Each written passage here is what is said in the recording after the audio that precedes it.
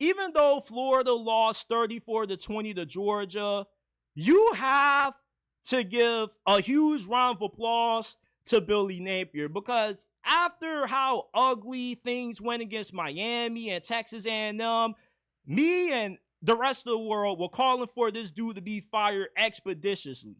But the way this team has played these last couple of weeks, they look like a really well-coached football team. The defense doesn't have as many coverage busts as what they've had the first couple of weeks of the season. The pass rush has been really good. The defense overall in general has played the best it's ever played under Billy Napier as the head coach.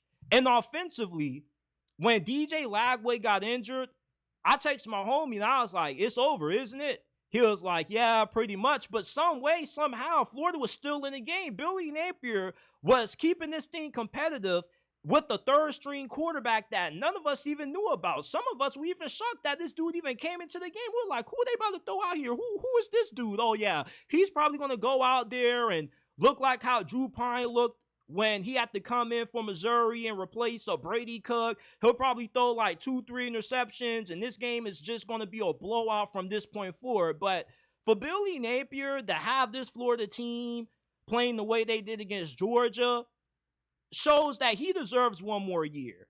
Isn't it fair? Because it's not like Florida has been getting dog walked against the best teams they played. And remember, they got the toughest schedule in college football. They already have had to play Texas A&M and Miami, two teams that most of us consider to be playoff contenders. And you get blown out in those games. Cool, but over these last couple of weeks, you were able to beat the teams that you expect Florida to beat, like UCF. And then you beat Kentucky, which was a conference win, which shows you that, okay, Billy Napier can beat up on the low-end teams in the SEC, but how does he do going up against the best of the best? Well, you come really close to upsetting Tennessee. If it wasn't for the mishaps that you had in the red zone, you win that game. And then for you to be competitive for most of this game against Georgia, this game was really impressive with how well coached it was by Billy Napier. With him being able to keep this team composed and still in the game mentally, although DJ Lagway went out with a really disturbing injury. When you look at that injury, it's tough to watch. And you thought that DJ Lagway, if he could have one of those games where he flashes with how great of an athlete he is, how strong of an arm he has, Florida could maybe pull off the upset. So when he had to exit this game, you thought all hope was gone for Florida, but Billy Napier kept this team in it. He made some really good adjustments. He went back to running the football more, emphasizing, the run game, being tough up front, and Florida really gave it to Georgia in this game. A lot of those Georgia players, they were dropping like flies, just like how the Florida players were dropping like flies, because Billy Napier had this team amped up. I don't know what it was that he told this team for his pregame speech before this game kicked off, but whatever he did, it worked, because this game did not go the way most expected it to. I was thinking that Florida could keep it close, but then Georgia would win by 30 in the end. But this was a battle. And, as big of a critic that I've been when it comes to Billy Napier, there's no reason to fire this dude. With how oversaturated the SEC is now, with conference realignment due to Texas and Oklahoma joining, and they also got rid of divisions and whatnot, it kind of has turned into the NFL somewhat. The gap between the elite teams and the above average teams in this conference is not as big as what it used to be. And for a school like Florida, who notoriously has been the laughingstock under Billy Napier in this conference for the last couple of years, we call him Sunbelt Billy for a reason, to come out and give Georgia a challenge after they're coming off the best win of the season, beating Texas on the road. You gotta give Billy Napier his due.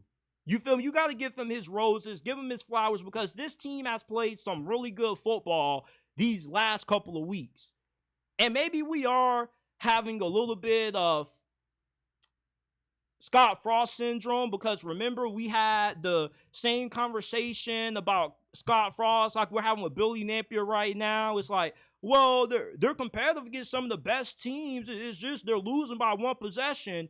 You would think they would finally be able to figure it out, but Scott Frost was unable to do so, and maybe Billy Napier may be another Scott Frost. But from what I've seen out of him so far these last couple of weeks, he deserves another year. I would love to see Florida in year 4 under Billy Napier of how well he's recruited, how well he's used the transfer portal. Because with all those two things coming into play in this new age in college football, if you recruit decently, you use the portal decently, you would think that you would have a pretty good team. And this was a little bit of a rebuild that Billy Napier has had to do out Florida. You know, he's had to get the collective more willing to spend money on recruits and guys in the portal. You also had to make up from the lackluster recruiting that Dan Mullen did, because as much as I love Dan Mullen, yeah, he brought in some okay recruiting classes, but a lot of those guys didn't even stick on the roster. They either got kicked off the team or went elsewhere. I love what Billy Napier has done these last couple of weeks at Florida. And if Ole Miss makes it to the playoffs, it's not going to be easy to hire Lane Kiffin, because you're going to have to wait until after the playoffs to even contact him.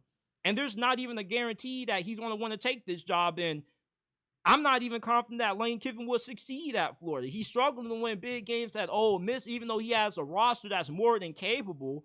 You really believe this man could win at Florida when Kalen DeBoer and Mike Elko were doing more with less?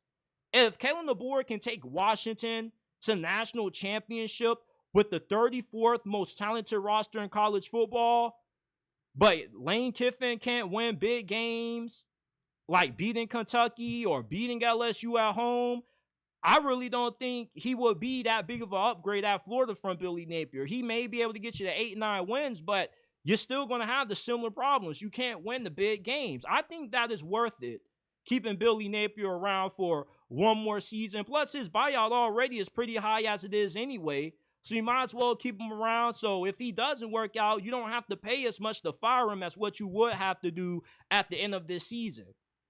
But with how college football is now, you do have some coaches like Curt Cignetti who could come in and win right out the gate at Florida, but it's not really an exact science to this.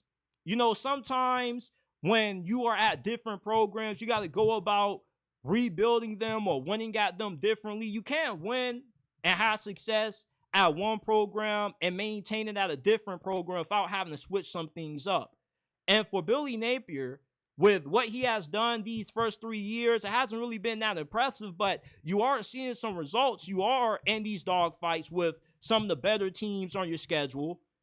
And you know, moving forward, I believe that the outlook on Florida is a little bit better now than what it was, you know, after you lost to Texas A&M at home. I want to see more Billy Napier. I would love to see him at least get one more year at Florida, because once you get into year 4, everybody that you've recruited is on the field. They should be developed by that point. They should be either sophomores or upperclassmen. You know, I'm gonna stop criticizing Billy Napier. I'm gonna give him his due credit, and I wish a lot of you all would do the same, because he's done a really good job coaching this team up.